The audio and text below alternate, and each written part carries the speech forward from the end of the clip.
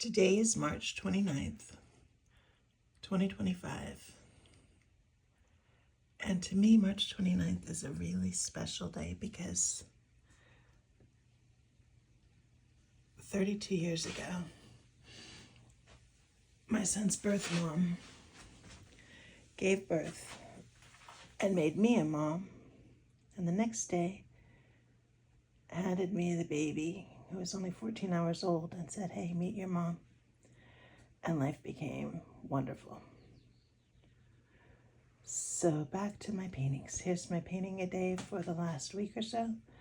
A friend and I were looking at pictures that somebody had painted of flying tortoises. And I said, you know, the shells almost remind me of a ladybug. What if they open like ladybug wings? So the picture was a painting of flying tortoises that just look like tortoises in the air over a field of flowers. But this is my version of if tortoises had evolved to fly or back before there were birds. Maybe there were flying tortoises. You can see where my brain was going anyway. And then a reference photo by Kathy Matthews that was really fun to play with. The water reflections, the fog bank behind the seagull. It was all already there in her photograph, but a lot of fun to try to recreate with watercolor. Then just a field of flowers and an attempt to create some bokeh in the background. Not even any specific kind of flower, but something springtime and feeling like maybe the winter gray is given away a little bit to warmer days. Then my next picture is Princess Seabee. She's a character in my Duffy Barkley Is Not a Dog trilogy.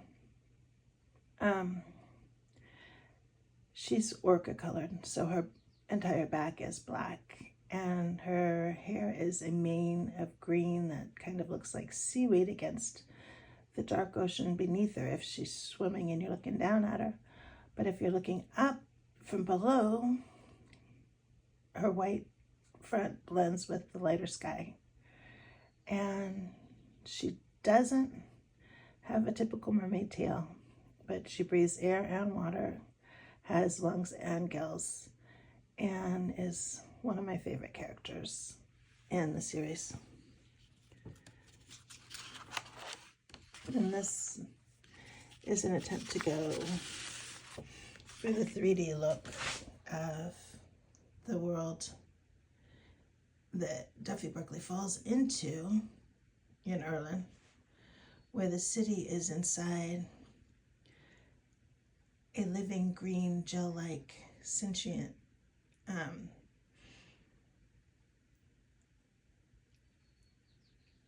being that can be liquid or solid depending on how fast it vibrates. And there's purple grass and bright orange fire ferns, and the ground is flexible like a trampoline. So one group of animals, intelligent animals that have evolved to travel by curling into a ball and bouncing, and they have extra long arms and legs, but basically look like a lion, golden lion tamarin. So yeah, that's my attempt. Better than what I did for the book cover 15 years ago, but still not as perfect as what I see in my head. Then this is a picture I painted sobbing, remembering happier days and feeling like my heart had been stabbed and was bleeding. But when I painted it and posted it, people kept saying that picture makes me feel happy. And the more I look at it, I realize it's like you have great days, and the memories of those, once they're over, can really hurt. But when you're having your lowest days, and you feel like you're laying bleeding on the floor, the memories of those happy times can make you rise up and create more happy times ahead of you. So this was the most cathartic painting I've done. And back to my world of Erlen and Duffy Barkley is not a dog. There's another character whose mom is a unicorn and whose dad is a centaur. And his name is Tricky. And on his arm is a tiny little white, big-eyed friend of his named Boo. So Tricky and Boo, and Duffy Barkley is not a dog.